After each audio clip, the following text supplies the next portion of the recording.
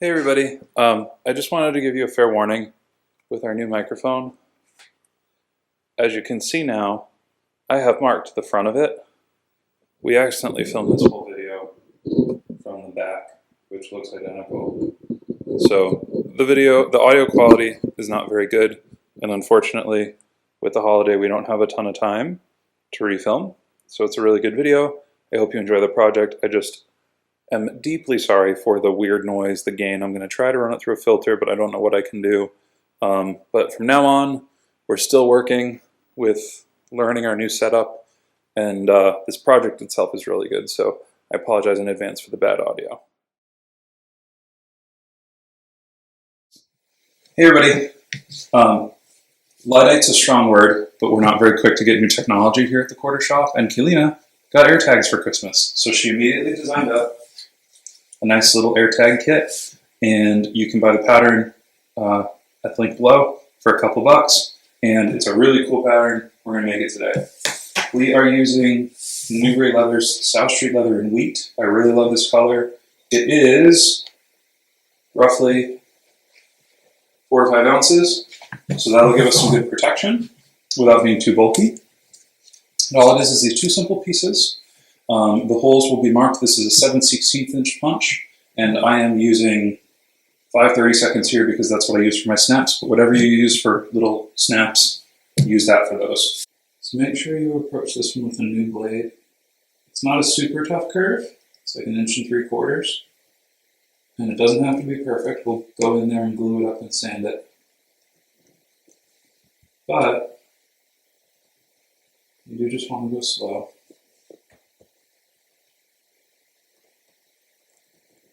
And then if you see, when I get to the top here, I'm going to cut straight, and I'm not going to cut that curve. Because what I'm going to do is, I'm going to go in with a 3/4 inch punch, and I'll just make that punch after. But I'm going to get this piece cut out as well. So you can see here, I left that tightest curve, and I'm going to go in with a 3/4 inch strap end punch. And that'll get that. Don't worry if you have little hangies, we'll sand that off. I'll just like to pull those. And then on the little avocado looking piece, same thing. And now we're going to punch our holes.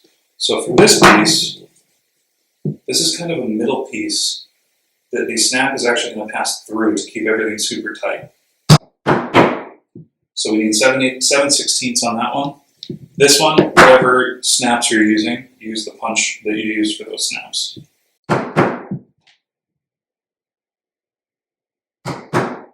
That's it. So now we glue, right? Glue time. So in the pattern, there will be little marks. Those are going to be where you stitch to so that the Airtag fits in. I'm going to call it a key tag at some point, so you're only going to want to stitch to these holes. I am going to be using our signature chisel that's coming out soon, but we are making them in 3.85 and 3.35, but we're going to use the 3.85 because this is a smaller piece, so the smaller stitching will look nice. So what I'm going to do is, I'm going to just transfer, I'm using this, I'm just going to transfer this line over so I have a rough idea of where to glue to. And then we just need a little tiny bit of glue. We're using the toluene free, oh, it's already open. Sorry. We're using the toluene free barge. Regular barge will work. Other glues will work. Ted's tape will also work. The thing about... You're going to drip. Oh no. The thing about using tapes on something like this are you're definitely going to want to go in once you stitch with a bone folder and break free all that loose glue. And when you use tape, you can break it free, but then it just sticks back together. So this is probably a glue over tape situation. It's just a different application for different things situation. We have a lot of options. So we really have been loving the braided wax, the main braided wax thread. So this is a flat wound or a flat braided thread that's similar to Ritza, but it's made in Maine. And we have pretty much every color they offer currently. And with this wheat color leather, they kind of all work. So they make one that is basically an exact match. This is the I don't know. The colors aren't on it. Well, the one that looks like it matches in the pictures is a perfect match. There's one that's a little bit lighter. Or do we go color? Do we go the army green? I love the army green. It's a nice color. I think yellow's out. I'm not in the mood for yellow today. And as much as I love it, oh, they do. Okay, that one just doesn't have a sticker on it. There are stickers with colors on the inside of everything. So this is the .020 size. This is burnt orange, which is a beautiful color. I just don't think it's right for this one. I'm feeling neutrals today, kind of, because I guess it's going to go with, we're using brass hardware, and it's going to kind of just be on everything. I like the color you have in your hand. This one? Yeah. Okay, so this is ochre. So we're going to go with ochre. That was easy enough. Seriously, you can't go wrong. This blue, the dusk color, is like the most perfect indigo color. It's like, there's like depth. It's like, highly suggest trying this color out. That's really pretty. All right, so once our glue's dry, I'm going to focus on getting this hole centered in this hole. And then I'm going to focus on getting the edges lined up. So that'll guarantee that our snap fits through our hole. And if you have a little bit, you can always kind of stretch it a little bit, make sure you're close. But when you're hand cutting circles like this, you're bound to have a little bit of inconsistency. Happens to all of us. And once we get that close enough, we're going to give it a little tap.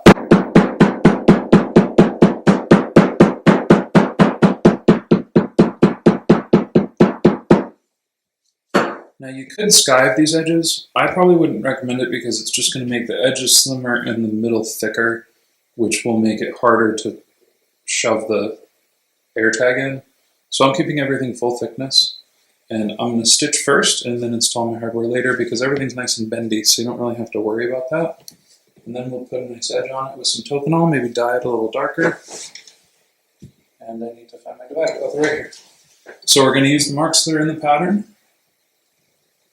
Go down and around.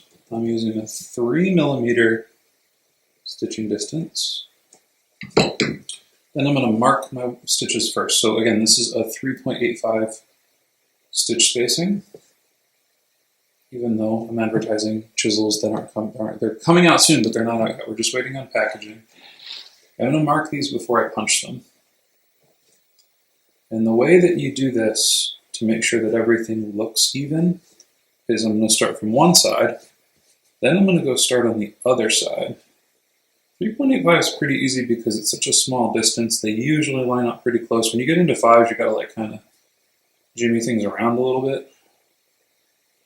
If it doesn't line up perfectly, like so we have kind of a little bit off here, I'm just going to do that and force my way in.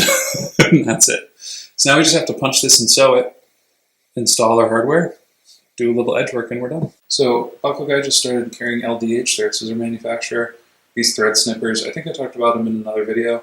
They're like our favorite addition of the shop of the whole year because we always just use regular scissors. Super sharp. This is the midnight edition, so it's black, but they make them in colors. I think they're like 15 or 18 bucks. Highly recommended when they're in stock if you can grab them. I think you can put your name on the list on the website. I'm not trying to be a salesman, it's just they're really, really good scissors, and they come in really cool packaging. So if you're in the market for thread snippers, put your name on the list for when those go back in stock because they're worth it. They're super nice. So the nice thing about this thread is that it works pretty well. The .02 size works pretty well with both 5mm and 3.85mm stitch thickness. I don't know if I would go down to 3.35. It might look a little too chunky, but that's only because I haven't tried it. And what I'm going to do is, because I don't use a stitching pony, instead of stitching from the front, I'm going to stitch from the back. And that's going to make sure that I get my slant on both sides. It's a very simple way to do it. Whereas if you were using a stitching pony, you would do the whole tying a knot thing, and that would ensure that all your stitches were slanted. I don't do the knot thing. So by sewing from the side, the opposite side that I punch from, that's how I get my stitches slanted on both sides. Oh, and also, we learned how to turn the fan off on the fireplace, and I'm building some ceiling panels.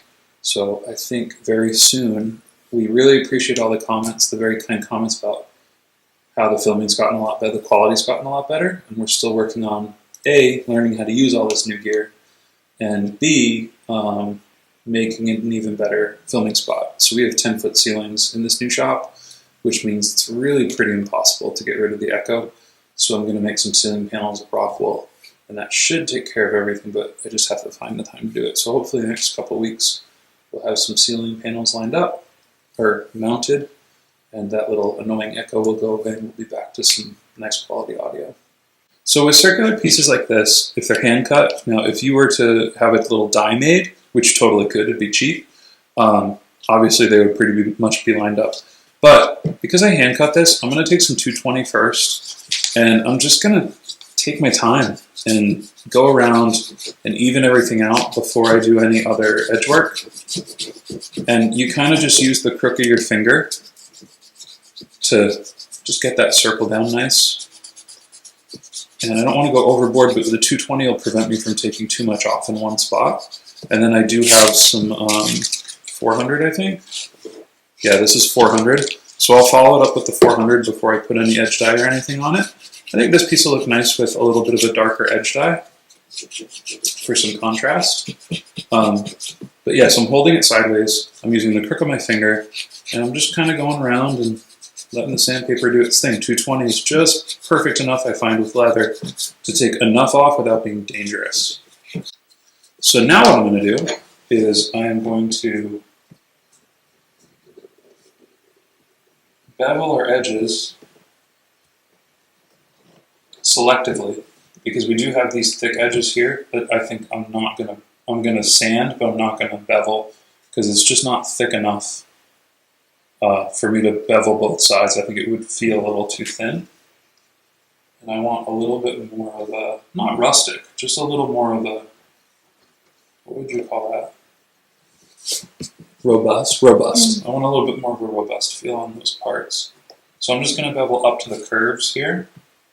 And then what I'll do is I'll blend that in with the 400 grit. I'm going to bend that up like that. Now I'm going to take my 400, which is a little bit big. Do you guys end up with like a lot of just random scraps of sandpaper around your shop? Because we definitely do. And what we found is it's kind of like a hammock technique. I'm not coining it that, but what I'm going to do is I'm going to take the 400 grit, and it's in between my fingers to create like a little hammock. I'm going to put it, the piece is going to go in between there like that. And what that allows me to do is you kind of, you're not just sanding the top, you're sanding like all the sides at the same time. And that usually, we've been doing that for a long time. Is this how you do it too? Yeah. Yeah, it's like a nice way to get like a nice mellow edge, and you get rid of that like the bevel edge if you're using. Yeah, it makes it nice and even. Yeah, I never use the right size beveler. I always just use this one size beveler. So it evens it out, it gets a nice round edge. But at the same time, it keeps a nice cutoff so that we go in with our die marker. It's not going to kind of bleed all over the place. It knows where to stop because you still have dyed leather at a sharp edge there. So I have an ink pen, and I can't tell you, I don't remember if this is medium brown or dark brown Phoebings, but whatever it is, we're using it. So I'm just going to go around. That's definitely dark brown, which is nice. I'm only going to do one coat. If it was light brown, I'd do 2 coats. And then sometimes my favorite is 2/3 light brown, 1/3 dark brown. I like to mix them together. But we're just going to go around. What I like to do is I focus on one side first, and then I flip it over, and I just get all the edges that I didn't get the first time on the other side. And that way you don't have to worry so much about doing too many things at once or overlapping. So we have our tokenol. I always like to shake it up and just use a little from the cap. And I'm just going to dot it on. You guys have seen me do this a bunch of times, but the difference is with chrome tan leather, I don't like to go straight to, so with veg tan, if I use tokenol, I'm still kind of a purist with the Gum Dragon veg tan. But if I do use tokenol, I'll go straight to a cloth rag. With chrome tan, I'll use a wood slicker. And you guys know that I just use my tool handles because they kind of are built into wood slickers, and I like how they have a finish on them. So what I'm going to do is work this with the slicker a little bit and really round those edges, make sure everything's nice and proper.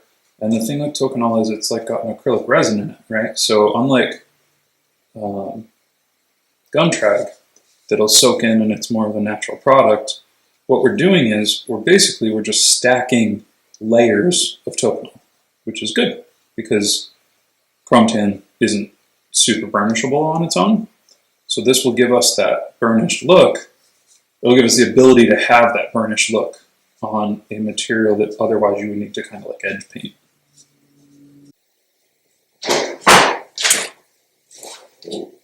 Hi. Ewan, you got to come visit. Hi, bud.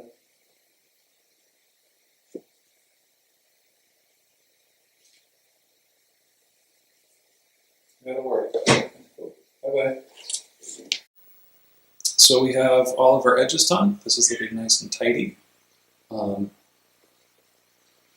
Marty has infiltrated the workshop, so he'll be bouncing around possibly, except he can't jump very high, so he probably won't be up on the workbench. All we need to do now is install hardware, and we're good to go. Sorry, I'm learning that I have to move the mic with me so that when I talk to you guys, you can hear me now. But we have the snap is going to be installed. The top of the snap is installed down here like this. Move this light so you can see it kind of actually.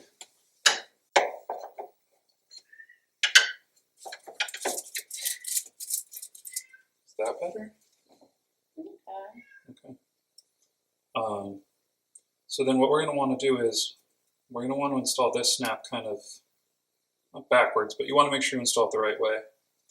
So we're installing the male end like this.